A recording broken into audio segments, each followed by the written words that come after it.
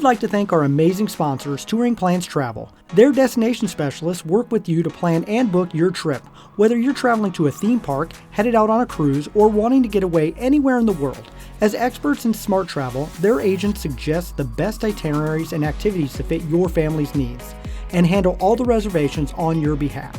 There is no cost to you or your family when using TouringPlans Travel services, and you may even save some money if discounts become available after booking. So head over to touringplans.com/travel and tell them Rope Drop Radio sent you. Now, on to the show. Helping you navigate the Disney parks. With the hope that it will be a source of joy and inspiration to all the world. You're listening to Rope Drop Radio. Welcome to another Rope Drop Radio. Derek and Doug talking all things Genie Plus today. Started the year off. They just keep changing things up, don't they? Well, for the record, our last Genie Plus episode is our most downloaded episode of all time, so might as well freshen it up. Yeah, we want to try to keep you up to date on all things Genie Plus, so we're going to do our best. We are. Some strategies, some new things, and that's what we're going to talk about. But first, we have a whole bunch of new Patreons we got to give shout-outs to. Cassidy Elaine, Carrie Hurley, Drew Grigich from the Heroes of the Halcyon podcast, and upgrades, Olivia Brooks and Jacob Kowensky. I don't know if I said all those right. I think I got most of them. You struggle with Olivia with an A every time. I do. It's a thing, Derek. It's a thing. Well, my daughter's Olivia, and then there's Alivia, and then there's Bolivia, and there's all sorts of things. I think you're making stuff up now. Bolivia is a country. Not a name of a person that's a patron, though. I know, but I'm just saying it happens. So well, anyway, thank you, Patrons. We have a lot of bonus and after show stuff happening right now with all the trips that we've been on. So go check that out if you haven't. And if you're interested in joining our Patreon community, you can find that link in the show notes. That's right. I put some bonus audio up there from my recent cruise and Disney World trip, so you can hear me walking through the parks while breathing heavy, probably. That's my favorite exciting kind of episodes. Yeah, absolutely. All right, on to Apple Podcast reviews. If you want to help the show out, leave a 5-star review on Apple Podcasts, and we will read it on air eventually. So here we go. This week's Apple Podcast review is Can't Get Enough, 5 stars, by Harding09. I started listening about a year ago when planning our spring break trip. Super informative and helpful. I was so prepared for the trip. My husband bragged about how it was the best Disney trip we've ever had. Since then, I can't stop listening. We love going to the parks, and when we don't have a trip plan, I just listen to Doug and Derek to get my Disney fix. Thanks for a great show. Hey, thank you for leaving that great review. Fantastic review. Awesome. Well, keep leaving those reviews for us, guys. Help the show get seen a little bit more. And yes, absolutely, we will read them, and hopefully Doug can butcher some names. So today we are talking about Disney and Genie Plus because, 2 weeks ago, I praised Genie Plus and said, the prices were worth it. And all of a sudden, we get back from our trips, and Disney goes ahead and changes it. So, Doug, let's talk about what changes Disney has brought about. All right, Derek, I think kind of what you were praising is still going to be okay. All right. I just want to say that off the get-go, starting June 27th. So before this came out, it's already out there, all right? But we have this before. We're recording this in the future. No? In the past? I don't know. Doc Brown somewhere. Anyway, starting on June 27th, Genie Plus prices will be lower at some parks compared to other parks. So, in the past, every park has been the same price every day, right, Derek? It has been. Price changes by day, but not by park. Yep. So, what we're going to see now is on the 27th, for example, Magic Kingdom will cost $27 a day. Whew. Yeah. So which we've seen that price creep up there, but it didn't matter which park you were going to or how many parks you were going to. Okay, so Magic Kingdom 27, Epcot 18. So that's significantly lower than what you would have been paying, right? Hollywood Studios 24, which is right about what it's been on the days lately, and Animal Kingdom 16. So Epcot and Animal Kingdom went down. Hollywood Studios stayed about the same. Magic Kingdom went up just a teeny tiny little bit. All right, but here's the other little caveat they added. Those are per park. So say, Derek, you have an annual pass or a park hopper. right? Yeah. After 2 o'clock, you want to stack up some Genie Pluses for another park. I love doing that. All right, well, here's what's really different. You have to buy the multiple parks Genie Plus park hopper option. That is a lot of words. Well, I might have made some of them up. I don't know. So you buy the one that does multiple parks. And guess what? The price is? It's $27. So far, it looks like that's going to match the Magic Kingdom, which should be the highest every day. Yep. I bet there's going to be a day a year where Hollywood Studios is the highest, and that's May 4th. May 4th, yeah. But that's going to be an anomaly. But I bet the multiple parks one is going to match the Magic Kingdom every day. So let's say, for example, you're starting at the Magic Kingdom. You're going to hop to Hollywood Studios. You don't buy the Magic Kingdom one. You don't buy the Hollywood Studios one. You buy the multiple parks one, if you want to use Genie Plus in both places. So there you go. There's the gist of it, Derek. There's a hopping one, and then there's individual ones for every park. They also said no changes like this coming to Disneyland at this time. At this time. This time. So this also, if you're wondering, does that mean if I buy the hopping Genie, I can do it before 2? No. Oh. Yeah, the 2 o'clock rule is still How is that still a thing? place. And it continues to be a thing. Also, if any individual park is sold out on a certain day, so Genie Plus can sell out. So now, like, instead of just Genie Plus selling out as a whole, individual parks can sell out. If one park sells out, it looks like the multiple parks option will also be considered sold out for that day. That makes sense. Right, because some would be like, oh, Hollywood Studios is sold out. You know what? I'm going to pay the $3 extra, get the multiple parks, and just use it at Hollywood Studios, right? So they've thought of that loophole before the loophole is used. So how does this impact your planning? Well, I mean, for me, I have a park hopper. I have an annual pass. I know right now I am just going to be buying the most expensive thing on there every time. But there are people that still go to one park per day, and this could actually help them out quite a bit. Right. It makes Epcot and Animal Kingdom a lot more appealing because there's times we debate not getting it at those parks. Yeah. You can do a lot of those parks without it. But now, like, the price point's so much lower. So it makes it a little more appealing, doesn't it? It does. So why do you think they're doing this for the different parks, Doug? What is your inside thought? My gut tells me that they looked at where it was being used the most. Hollywood Studios, Magic Kingdom, everybody's buying it that wants to. But you get to Epcot, like, nobody's using it. People are, I don't need it type of attitude.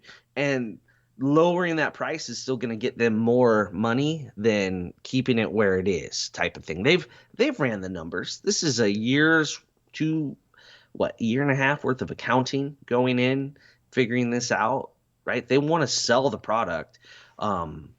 That's probably why they have the different prices at the different parks, just simply to move the product at Animal Kingdom, at Epcot a little bit more.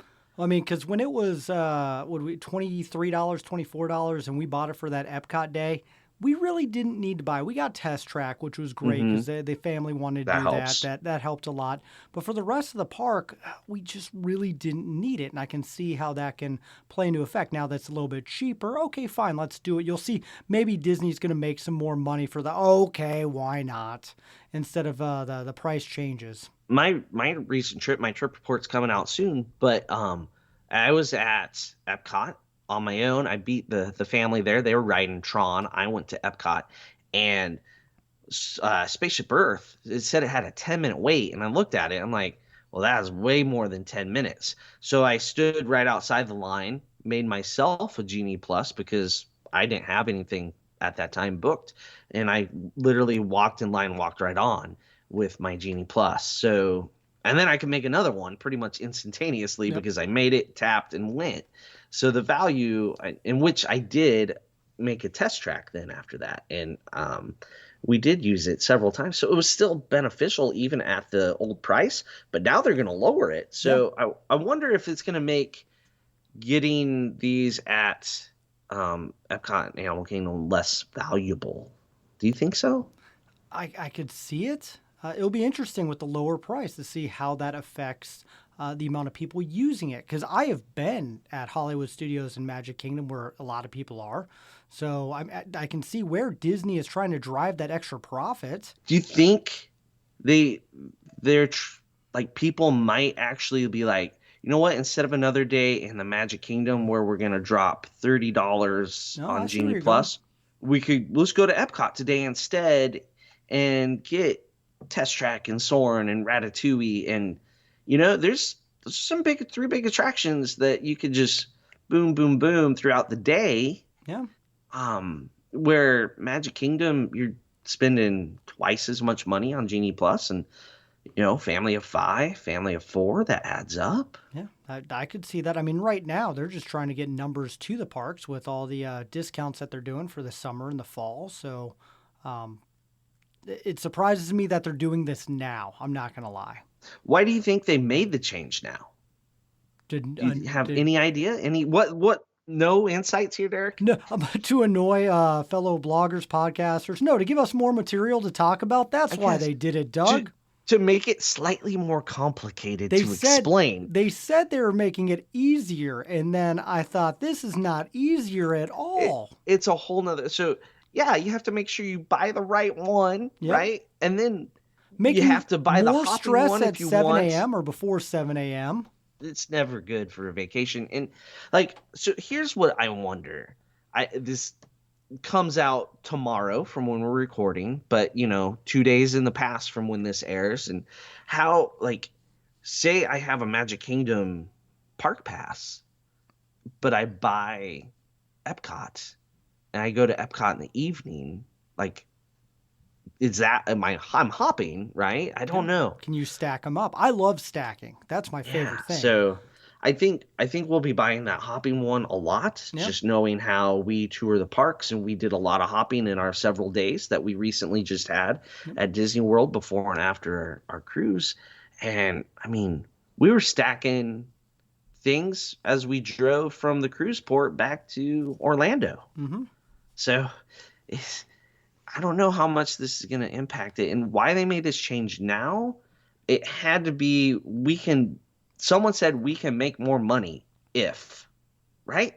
No other reason. But you think a change like this would start October 1st with the fiscal year? That was my assumption. The middle of summer when they're doing a new set of discounts kind of blows my mind. Where maybe the accountant thinks it's such a large sum of money that they're watching just waste away at Epcot and Animal Kingdom. They're like, we make this change, we will make X amount, and it's just so big to wait till October 1st. Maybe. I think it's fascinating that they're stacking it the way they are with the different price points, and it will be interesting to see how that affects, and hearing from you. We want to know from you guys who go. Are you like, hey, we're not going to get it one day. Oh, we're only doing Animal Kingdom this day, whatever. We'll save the money. Or now we're going to spend the money. So I'm really interested to hear all the feedback from people who are going to the parks over the summer. Right. And I know a lot of initial feedback of this is like, oh, the price changes, from park to park. Well, remember, it also changes park to park and day to day. Day to day, yep. So what you Holidays coming up. Got the 4th. What's it going to be on that day? Are all the parks going to wind up that max price on Christmas to match the park hopping one? That would be interesting to see if the difference between, say, a Hollywood Studios and an Epcot, if that gap changes, for the release of Food and Wine, the first day of Food and Wine, maybe we see that flip-flop. That will be really fascinating to watch because they have actuaries figuring all that stuff out. Well, I think in the end, it's still great to get. I talked about it on my trip report. I know, Doug, you can talk about this, and we're going to talk about this on your trip report as well. But we got so much more done as soon as they raised the price to where it is. And I honestly said on my trip report they could actually bring it up some more. But I feel like the value is actually more worth it at the higher price point because less people are getting it. and you're getting more value out of it. Thus, you're going to give more reviews and shout outs. And so I think maybe they actually put some of that into effect and, trying to get some love back to Disney. Because I remember days, spring break, a year ago when I got Hollywood Studios, I was like, I got one ride. That was not worth the $15. Right. You got one headliner and then you could get Star Tours. Yep. Right. And I could also have waited 10 minutes for Star Tours. Right. So they fixed that. Yeah. And they've added some availability of other attractions compared to that spring break trip, because we didn't have all the shows back quite yet, and some other attractions like Indiana Jones wasn't back yet then. That was when we were both on spring break, right? That trip, and that was a time we're still wearing masks outside. And then the next week they're like, nah, never mind. Yep, it happens. So, but it is crazy that they're doing this right now. The question is, what other changes do you think could come? They promised, right? They announced all this nonsense a few weeks ago about what's going to come in 2024. Yep. Right? Not even October 1st, but all the way into the new year after the Run Disney event. And one was that they wanted to make some pre-planning. So everybody complained about having to pre-plan their Disney vacation. Now everybody's complaining about having to do it all on the day of. Which is it, people? Do you want to make Lightning Lane 60 days out, 30 days out, or do you want to get up and play the Lightning Lane lottery every morning at 7 a.m.? Roulette. Okay, you went lottery. Got it. Lottery, roulette, it's about the same, right? Sabacc. On some of them. There you go. But also, people complain about the pre-planning is that just the overly prepared people get all the best attractions and there's no spontaneity. Where the current system allows spontaneity, because it's all day of. I don't know. So they said some pre-planning is going to come back. Do you think we still see that? I mean, they're tinkering with it now. How many times are we going to tinker with this before 2024? A few more. Absolutely. They love tinkering. That's Imagineers. They tinker with everything. It could be great, and they're still tinkering with it. I don't think Imagineers have anything to do with this, Derek. It's all there's a bean counter that calls himself the Imagineer Bean Counter. Yeah, that's... And if you're listening to the show... God bless you. Good. Yay. Yay for you. Invite us over, have a chat. We'd love to hear. We got a lot of... I'm sure it'd be fascinating to see the statistics. The numbers, and the numbers. The actuarial people that are just... The spreadsheets. I bet they have massive spreadsheets on this. They literally, for 2 parks, lowered the price. Yep. Let me say that. Disney lowered a price. Yeah, Animal Kingdom. That's crazy. When have we ever said that before? Disney lowered a price. I don't think I've ever... No, we're not talking about discount. We're talking price. The price. So definitely not some of the food that I've been eating recently at Disney. No. It's really concerning that they lowered the price. That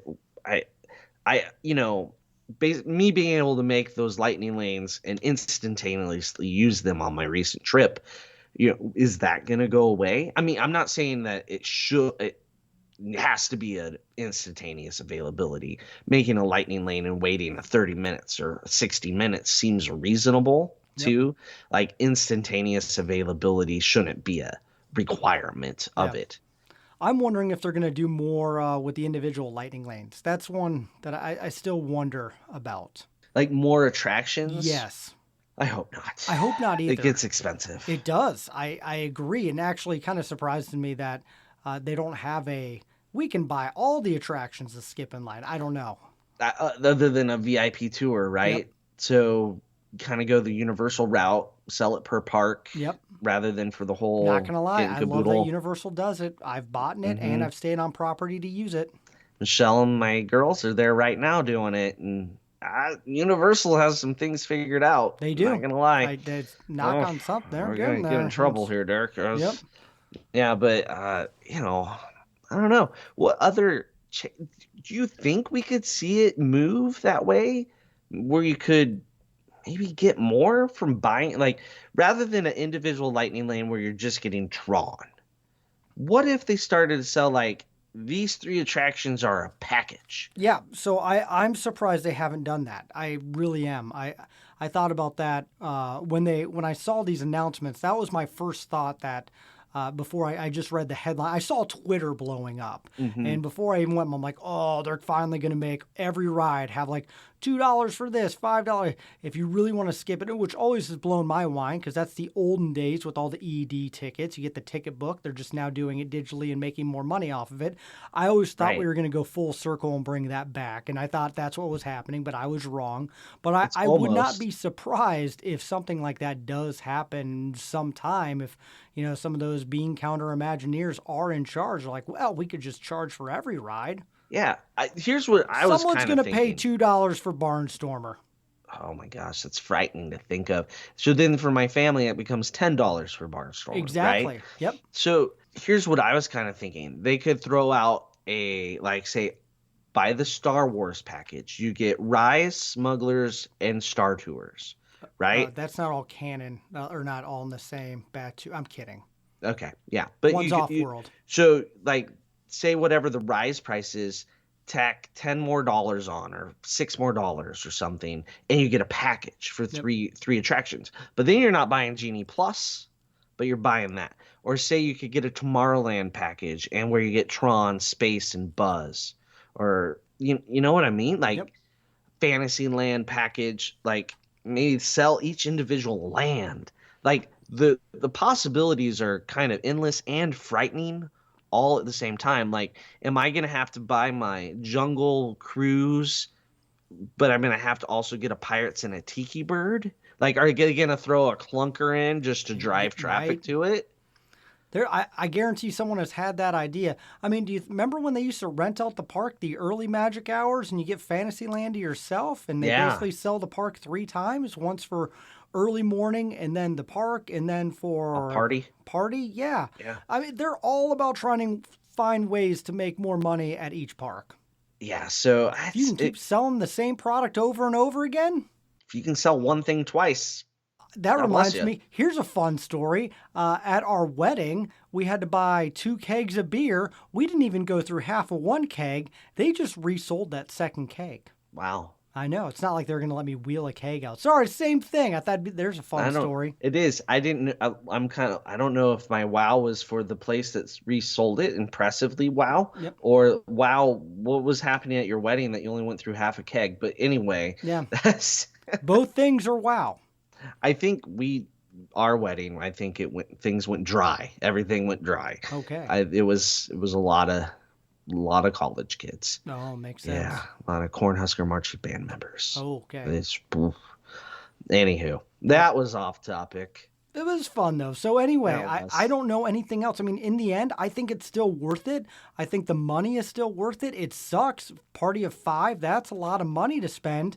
But I know now how much I'm going to be able to get done.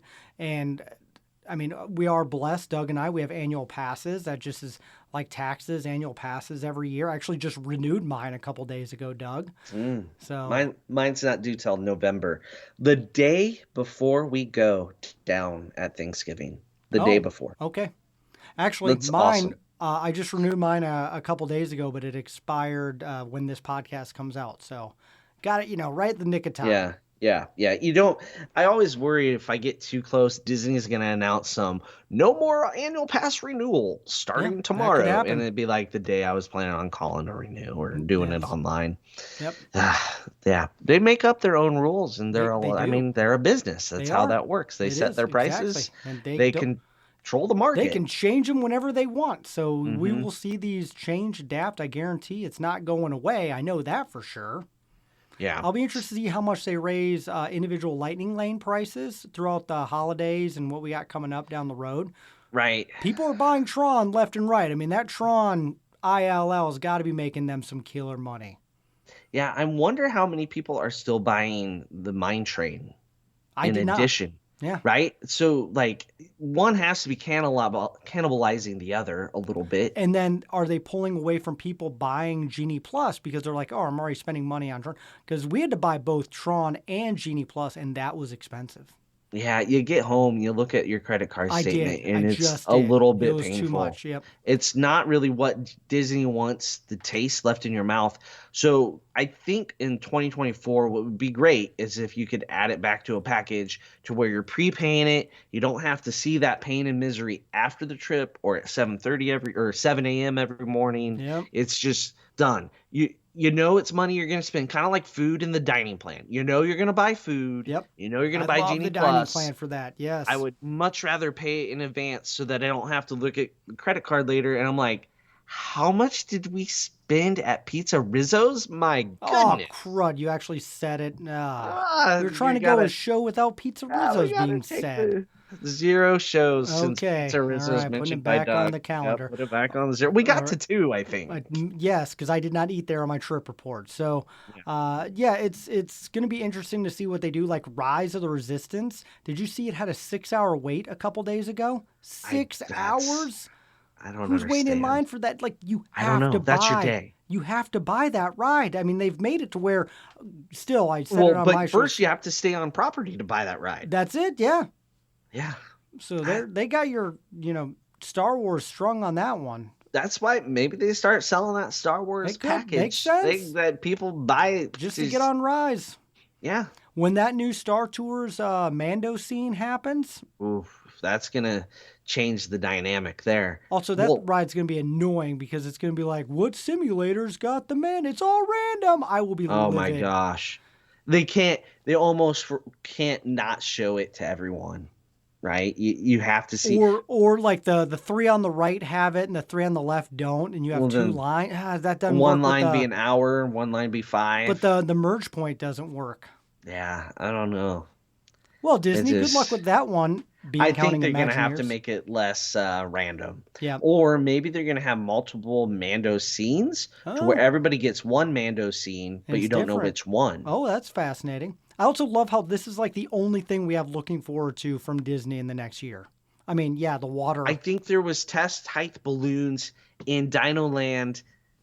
So Zootopia's that's probably what they're looking at. Okay, they have balloons in there. But I mean, you know how long it takes them to build something. 5 to 7 years. So my grandchildren will get to enjoy it. Oh, adorable. Wait, which kid's having kids? I don't know. Okay. Don't know. We're nowhere near there yet. Yes. But that's Disney's construction speed. It'll probably open the same time as Moana, the water thing. They said they're going to speed that one up because there's nothing opening. But I mean, who's booking flights to go see Moana water? Let's open the water thing in December when it's cold. I don't know. That's probably what they're going to do. January. Let's open it on a coldest day of the year. All right. Well, what do you guys think? Genie Plus, what are your thoughts? Is it worth it? Is it not? Are you going to get it? Does this change your mind at all? Do you even care at this point? Let us know all about it at social media, at Rope Drop Radio, and then leave a review. Help us grow.